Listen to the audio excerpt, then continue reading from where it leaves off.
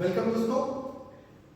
तो success coaching classes start to begin the new session for all the students or the aspirants from the class 6th for the foundation of IIT JEE, NEET, UPSC and all the courses. Basically we will upload all the programs for all subjects for all classes. इस series में हम शुरू करेंगे class 11th mathematics का chapter number 1। अब basically जो coaching world में एक ट्रेंड है कि आपको रेगुलर के लिए अलग चैप्टर पढ़ाया जाएगा, एंट्रेंसेस के लिए अलग पढ़ाया जाएगा, लेकिन मेरा मानना अलग है ना। बेसिकली मैं क्या करने वाला हूँ, this is the first chapter of mathematics of class 11। ये आपके थ्योरी के लिए तो होगा ही, plus this is very important chapter as far as JEE Mains and advance. तो जो भी एस्पायरेंट्स हैं जो इस साल जेईई का एग्जाम देंगे और जो आप 11th में हैं तो इनके लिए इंपॉर्टेंट है। बेसिकली एक चीज आपको यहाँ याद रखनी है, ये चैप्टर डायरेक्ट नहीं आएगा जेईई के लिए, है ना, लेकिन ये फाउंडेशन चैप्टर है। This is a foundation chapter which will be helpful for you to understand the concept like relations, functions। और फंक्शन अगर आपको समझ में आ रहा है, इस पर पूरा का पूरा कैलकुलस बेस्ड है।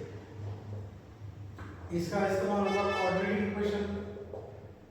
इक्वेशंस, देन इसका इस्तेमाल होगा परम्यूटेशन एंड कॉम्बिनेशन में,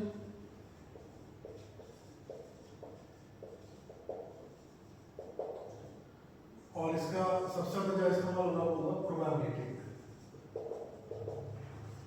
तो इन चैप्टर्स में इससे कॉन्सेप्ट लगेंगे।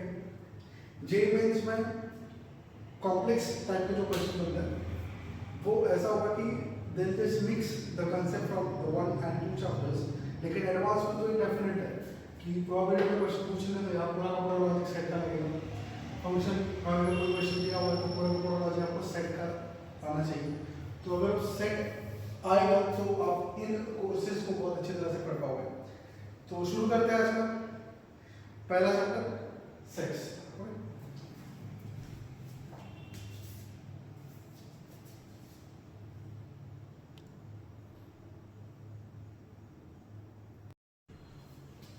तो डायरेक्टली हम चलते हैं और इस चैप्टर की तरफ।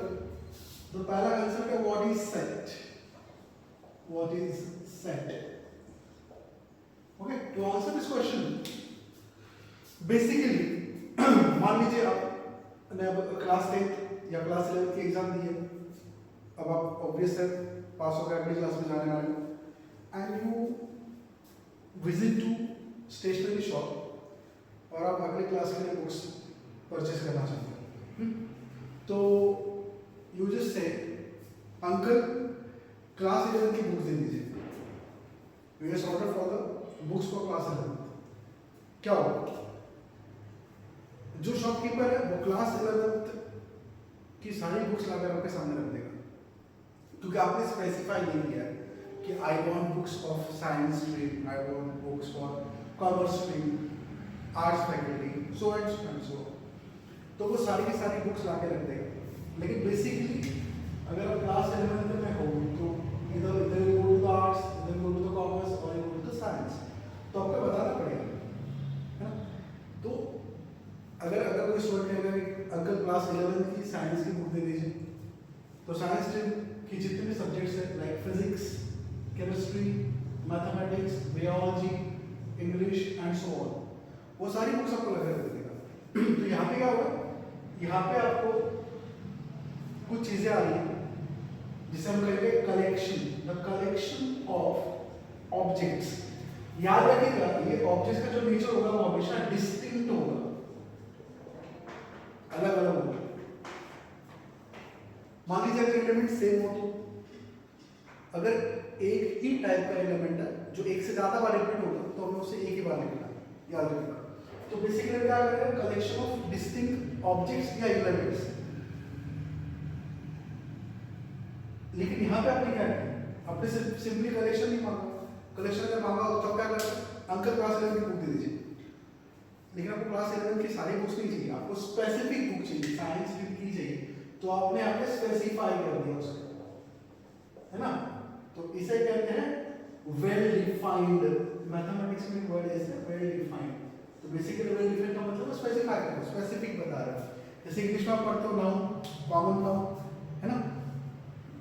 और उसके बाद आप जाते हो फिर अगर आप उसे डिफाइन करते हैं नाउन कॉमन नाउन में, जब वो बहुत स्पेसिफिक हो जाता है, जैसे he is a boy, he is a boy, he is a Naresh, he is a Ajay, तो स्पेसिफिक हो जाता है। तो यहाँ पे हम क्या करते हैं, कलेक्शन का है। जब भी आप सेट का नाम सुनोगे तो वहां पे आप याद रखिएगा there should be a collection. याद रखिएगा कलेक्शन किसी एलिमेंट का भी हो सकता है, एक से ज्यादा एलिमेंट का भी हो सकता है, या वहां पर कोई कलेक्शन है लेकिन वहां कोई एलिमेंट नहीं, ऐसा भी होगा। इस चैप्टर में वही सब सारी चीजें पढ़ने वाले हैं, इसको याद रखिएगा। तो बेसिकली जब भी सेट का जिक्र हो तो आपको याद रखना है there will be a collection. Okay, तो what is a set? Set is defined as, उसका डेफिनेशन लिखिए, it is a well defined, it is well defined collection of distinct elements। अब इससे चाहे एलिमेंट्स के लिए, ऑब्जेक्ट्स के लिए, मेंबर्स के लिए, कुछ भी के लिए, डिस्टिंक्ट एलिमेंट, ओके, इसको सेट है। Basically set is a collection. अब यहां पर डिस्टिंक्ट एलिमेंट होंगे और जो काउंटेबल होंगे। यहाँ पर काउंटेबल वर्ड यूज नहीं होता है, लेकिन फिर भी आपकी जानकारी के लिए बता देता हूँ कैसे। देखिए इसका एग्जांपल लेते हैं। I am happy, I am so happy. What is the difference between this two sentences? I'm happy. I'm happy. Huh? I'm so happy. I'm so happy. Could you tell me the extent of happiness? Could you tell me the extent of happiness? इस lecture series में याद रखिएगा दोस्तों, मैं पिछले 14 या 16 साल से IIT JEE advance NEET UPSC foundation के मेंटोरिंग कर रहा हूँ और बहुत सारे स्टूडेंट्स मेरे क्वालिफाइड हो चुके हैं। तो मैंने अपने एक्सपीरियंस से यही सीखा हुआ कि you should have a common on specifically in English language. It solves your many problems. Basically students को are very good in the subject but they don't even know the meaning of the question asked in examination, that's why they are not able to solve. तो basically मेरे lecture में मैं bilingual ही रहूंगा, अलग अलग languages use करता रहूंगा, लेकिन more specifying and more emphasis I put on this English. Okay, तो एक्सटेंट क्या हो गया यहाँ पर? एक्सटेंट मतलब मुझे क्वांटिटी बतानी, क्या इसको क्वांटिफाई कर सकते हो? क्या हैप्पीनेस मेजर की जा सकती है? नहीं की जा सकती। तो basically collection of happy people, collection of happy persons, collection of intelligent persons, number of intelligent students in class, ये सारे के सारे कलेक्शन है। They are the collection but they are not set, they are not set. ये याद रखना है क्योंकि यहाँ पे क्या होगा, यहाँ पर एब्स्ट्रैक्ट जो होगा वो उन्हीं चीजों का होगा, कलेक्शन उन्हीं चीजों का होगा जो जिसका एक्सटेंट, जिसका मेजरमेंट किया जा सके, जिसका answer in terms of number दिया जा सके। तो बेसिकली इस पूरे डिस्कशन में हमने क्या सीखा? इस पूरे डिस्कशन में एक सेंटेंस बाहर निकल के आ रहा है कि आप नोट लिख लीजिए, all sets are collection but all collections are not sets.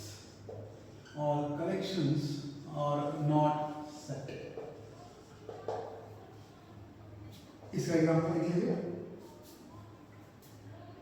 collection of tall people in the family.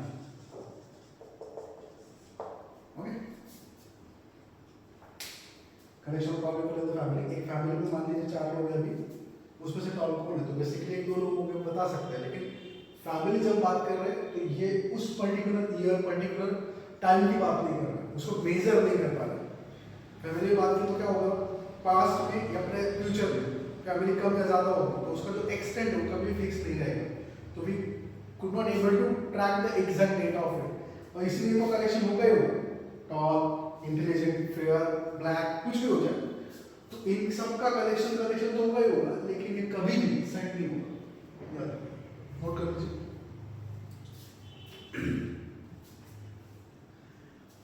इसके बाद हम चलेंगे सेट के रिप्रेजेंटेशन पे। One thing you just understand कि जो सेट होता है, set is always denoted by a capital letter, okay, set is always denoted by capital letter. For example I will write this,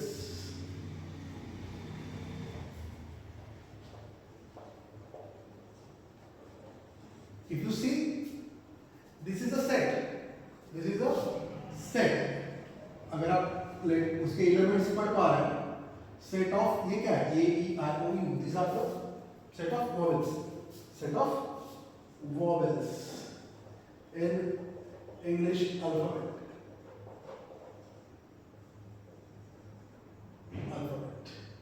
okay, तो set is always denoted by capital, set हमेशा capital letter से होगा, element उसके अंदर लिखे जाएंगे, they are separated by the comma and they start and enclosed by the brown parenthesis या फिर curly parenthesis, इस तरह का रिप्रेजेंटेशन होगा सेट का।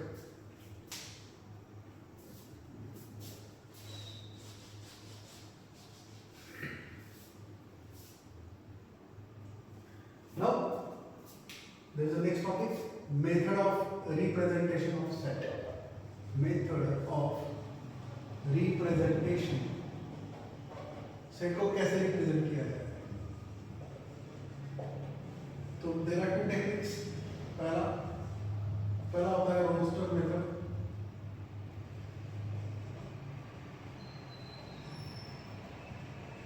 अभी जो रोस्टर मेथड है ये बहुत फैमिलियर मेथड है,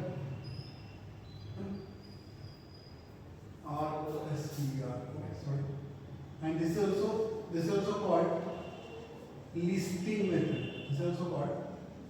listing method, ये मेथड बहुत ही फैमिलियर है। जब भी मंथ एंड में मम्मी ग्रोसरी आइटम्स की लिस्ट बनाती है, आपने देखा होगा बहुत बार, शक्कर 2 kg, ऑयल 3 लीटर, चना दाल, मसूर की दाल,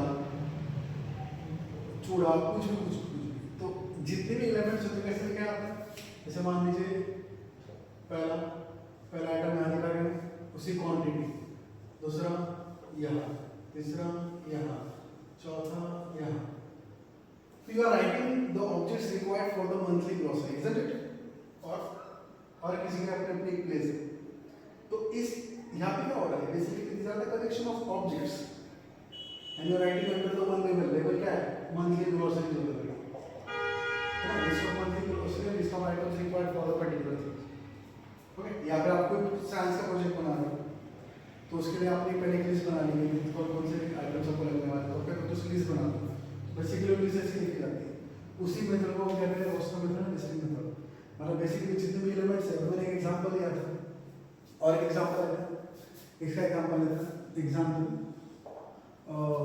set of all colours of the rainbow कौन सा कलर होता है सर, बी होता है, में बी फॉर वायलेट, फिर आई होगा इंडिगो, फिर blue, green, yellow, orange and red, okay, तो दिस इज अ सेट।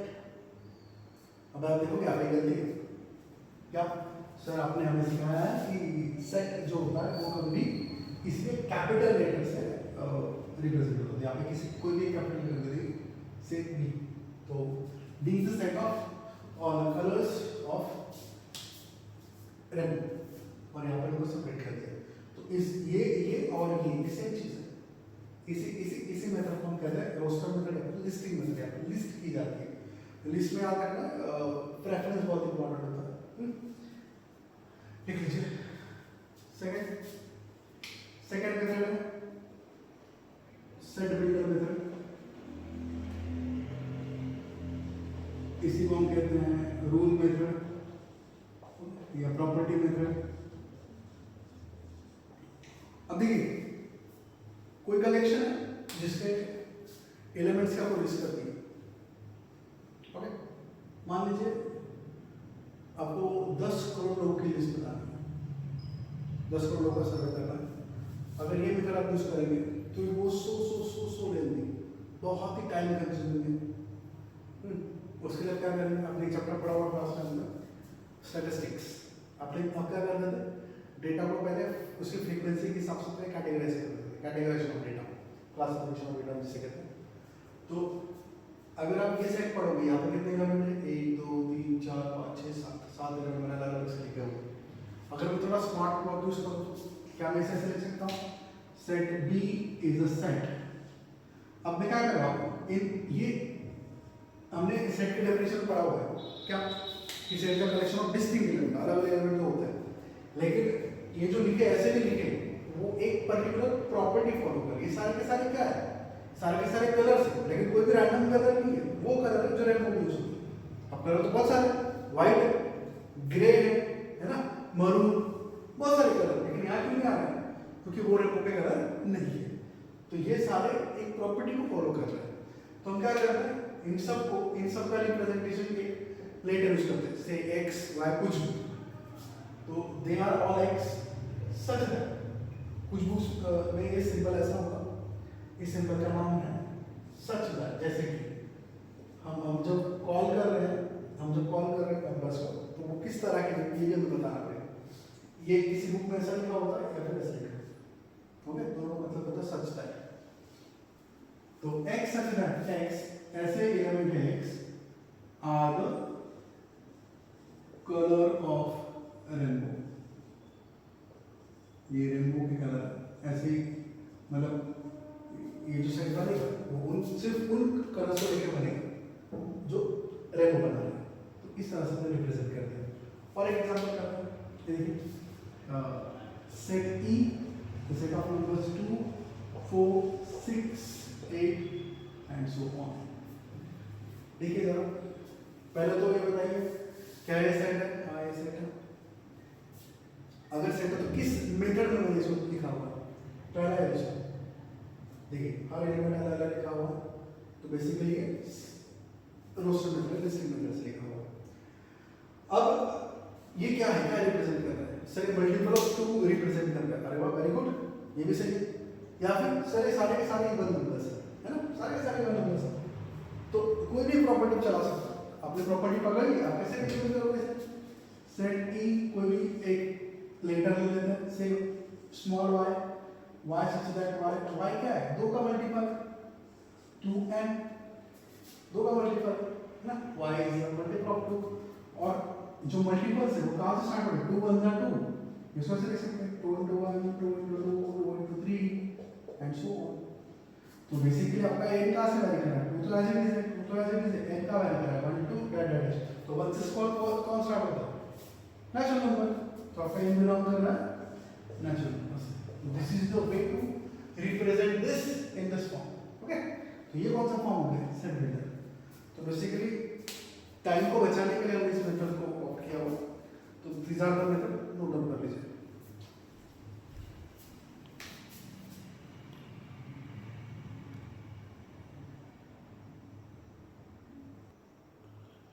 ये कुछ सिंबल्स हैं, ये नोट कर लीजिए, इस पूरे चैप्टर में हमें इन सिंबल्स की जरूरत पड़ेगी, ओके।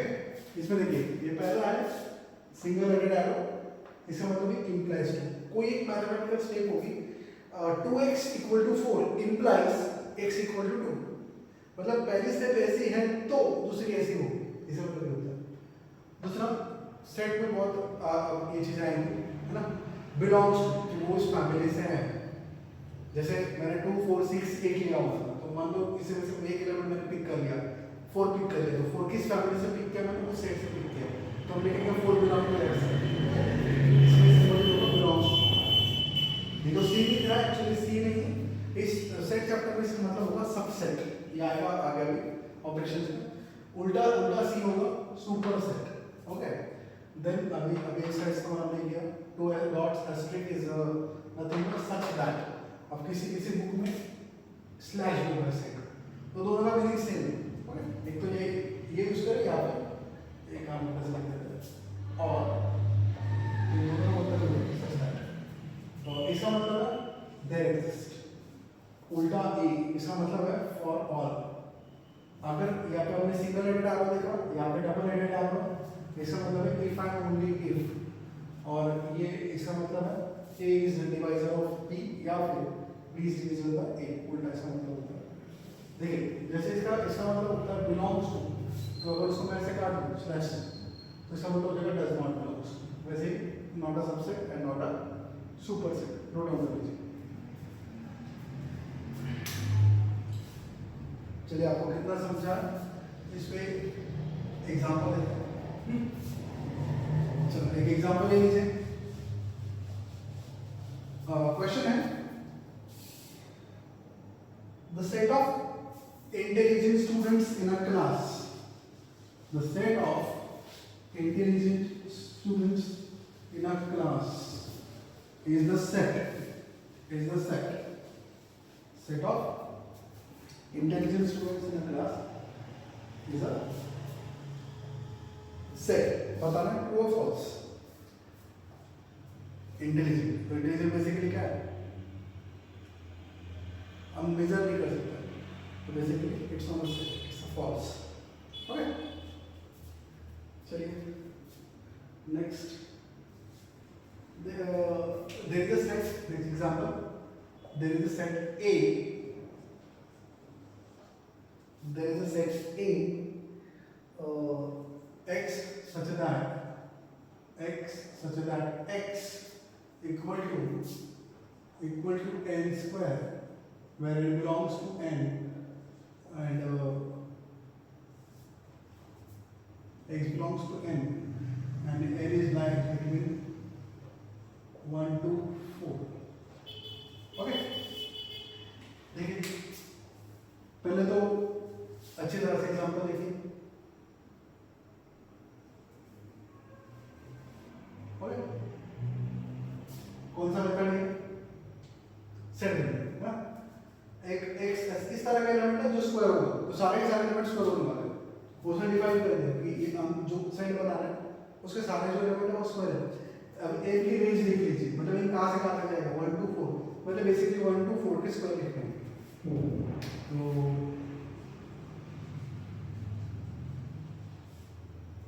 मैं क्या कर रहा हूँ, सेट बिल्डर से रोस्टर मेथड में लिख रहा हूँ, बताओ if I put n equal to 1, तो 1 का स्क्वायर कितना होगा 1, if I put n equal to 2, तो 2 का स्क्वायर कितना होगा 4, if I put n equal to 3, 3 का स्क्वायर कितना होगा 9, if I put n equal to 4 कितना होगा 16। तो this is the answer, this is the representation of this method. ये कौन से मेथड में था, सेट बिल्डर, इसको किस मेथड में किया, रोस्टर। ओके, आपके अपना जो पहला एक्सरसाइज है वो ऐसा ही सेट बिल्डर से रोस्टर करना है, रोस्टर से सेट बिल्डर करना है।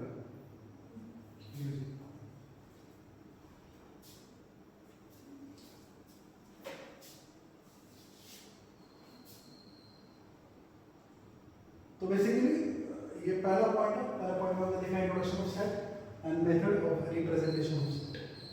Okay,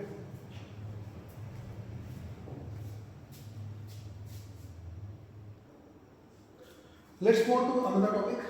the next topic is types of set.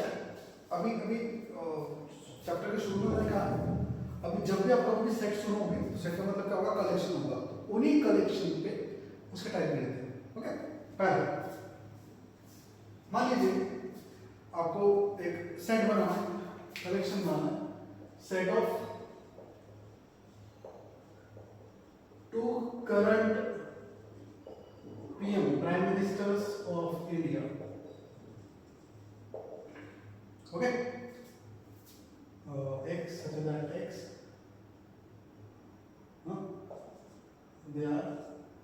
Set of two current prime ministers of India, या फिर x such that x is equal to x is like x square plus 1 equal to 0 and x belongs to a real number. Okay, ये अलग अलग set है, इसको set ए मान लेते हैं, इसको सेट बी। ओके, तो ये दोनों सेट का एग्जांपल आप देखिए, इसके एलिमेंट आपको बनाना है। एक इस तरह का सेट बनाना है आपको, किस तरह का एलिमेंट बनाना है? दो करंट प्राइम मिनिस्टर क्या हमारी कंट्री में एक ही वक्त पे दो प्राइम मिनिस्टर हो सकते हैं? Impossible, this is impossible. तो यहाँ पे कितने एलिमेंट आएंगे? सेट ए कैसे रिप्रेजेंट करोगे? एक सेट बिल्डर है, इसका मतलब समझ में क्या आएगा? सर सेट तो होगा ही, लेकिन इसमें कोई एलिमेंट नहीं होगा ही नहीं, दो प्राइम मिनिस्टर के साथ होते ही नहीं है, तो एक इम्पॉसिबल केस है। अब देखिए x square plus 1 equal to 0, x square plus 1 equal to 0, तो x स्क्वायर ये जो पॉजिटिव वाली इधर साइड क्या हो जाएगा? नेगेटिव वाला। Can x square of a number is negative when it is a real number? हाँ, इसी क्लास 11 में आप एक चैप्टर पढ़ोगे कॉम्प्लेक्स नंबर, जहाँ पे नेगेटिव का स्वरूप आप पढ़ने वाले, बहुत अच्छी चीज़ है। लेकिन रियल अगर है तो इम्पॉसिबल केस होता है, यहाँ पे भी कोई अपना एलिमेंट नहीं आने वाला है। तो बेसिकली अगर वो सेट है वो कलेक्शन होगा, कलेक्शन होगा, कलेक्शन ऑफ, कलेक्शन तो गया होगा, कलेक्शन ऑफ नो एलिमेंट, उसमें कोई एलिमेंट नहीं होगा, collection of no element is called, वो हमारा पहला टाइप है, कॉल्ड नल सेट, उसे हो गए वाइड सेट। अगर आप इंग्लिश ऑथर्स की बुक्स पढ़ोगे तो इसे ग्रीन आई लाइन भी कहते हैं। ओके, ये it is a collection of no element is called null set and it is denoted by, एक तो आप ऐसे डिनोट कर सकते हो या फिर और ऐसे डिनोट कर सकते हो। ओके, वेरी सिंपल और नल सेट। तो नल सेट में कभी कोई एलिमेंट नहीं होगा, याद रखिएगा। जब भी आप सेट रिप्रेजेंट करोगे तो सेट में हमेशा ये कर्ली ब्रैकेट हो गए होगा और उसमें एलिमेंट हो गए होंगे, एक तो नो एलिमेंट है या वन एलिमेंट है, टू एलिमेंट है, लेकिन हमेशा कोई भी सेट इसी तरह से रिप्रेजेंट होगा, ये याद रखिएगा। बिना राउंड कर्ली ब्रैकेट के कोई भी सेट रिप्रेजेंट नहीं होगा। नेक्स्ट अब ये जो टू करंट प्राइम मिनिस्टर वाला एग्जांपल था, इसको बस इसमें एक डिजिट कम कर देते हैं। एग्जांपल में लेते हैं set of current prime minister of India, set of current prime minister of India बोलेंगे श्री नरेंद्र मोदी जी, है ना। तो बेसिकली एक वक्त पे हमारे देश में एक ही प्राइम मिनिस्टर हो सकता है और वो एग्जिस्ट कर रहे हैं, है ना। अब जब वो एलिमेंट बनाएंगे तो उसको लिख पाओगे, मान लीजिए वो सेट है, सेट ऑफ मिनिस्टर, तो आप लिख पाओगे नरेंद्र मोदी जी, है ना। वैसे कि एलिमेंट है, कितने एलिमेंट है? एक ही एलिमेंट है, तो ये कलेक्शन है, ये सेट है। यहाँ पे इंस्टेड ऑफ कलेक्शन में हम राइट सेट है, तो set of one and only one element, ये बहुत ही इंपॉर्टेंट वर्ड है, वन एंड ओनली वन, क्योंकि there will be no choice of 0 और 2, है ना, वो एक ही रहेगा। Set of one and only one element is called, ये हमारा दूसरा सेट है जिसे कहते हैं सिंगलटन या फिर यूनिट सेट। ओके, सो सिंगलटन सेट या फिर unit set is a set of one only one element is called singleton set.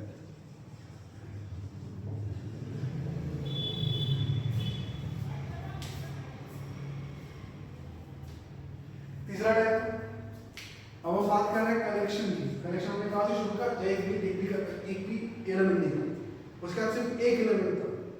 अब एक से शुरू करता है, मैंने आप एक कंपनी में कुछ वर्कर्स है, उन वर्कर्स की क्या रिक्वायरमेंट है, इसका एक सर्वे बनता है जिसके बेसिस पर उनको बोनस देना होगा।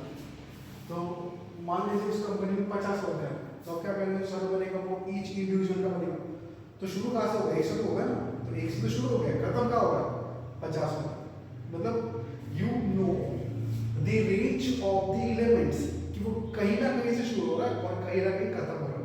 अगर ऐसा कलेक्शन है जिसका स्टार्टिंग पॉइंट और एंडिंग पॉइंट आपको पता है तो उसको हम कहेंगे फाइनाइट सेट, उसे हम कहेंगे finite set, set of finite elements, simple word है, set of finite elements, finite is countable, set of finite element is called finite set. Okay. वो अभी स्टार्टिंग में एग्जांपल लेते हैं, सेट ऑफ बबल्स कितने होते हैं? 5, तो finite. Set of colours in rainbow V I B G Y O R 7, मतलब उसको शुरू भी कर पा रहा है और खत्म भी कर पा रहा है, तो ऐसे सारे सेट्स क्या होंगे? Finite set. और set which is not finite is infinite set. Infinite set तो बहुत पहले से पढ़ते आ रहे हैं, है ना, अपने क्लास 7 से शुरू कर देते हो। सेट ऑफ नेचुरल नंबर्स शुरू कहाँ से होता है? 1 से, खत्म कहाँ हो रहा है पता ही नहीं सब, तो जिसका शुरुआत पता है हमें लेकिन अंत नहीं पता। ओके, तो वो हमारा होगा infinite set. Set of infinite elements या set which is not finite is called infinite set. तो set of natural numbers, set of whole numbers, set of rationals, set of integers, set of irrationals, set of real numbers. These are all examples of infinite set. अभी और एक example लिया था हमने set of even numbers. Even number basically क्या है? तो वो भी क्या है? Infinite set. तो बेसिकली आज के लेक्चर में इतना ही, है ना? पहला पार्ट है, तो पहले पार्ट में हमने पढ़ा है definition of set, method of representation and the types. आपको पहले तो इसके डेफिनेशंस और सिंबल्स अच्छी तरह से करना है और उसके बाद एक्सरसाइज पहला सॉल्व करना है। तो मुझे कभी नहीं चाहिए कि पहले एक्सरसाइज में क्या नहीं सॉल्व करा, तो पहले एक्सरसाइज में मोस्ट ऑफ यही सब है, इसका यूटिलाइजेशन करना है आपको। Thank you.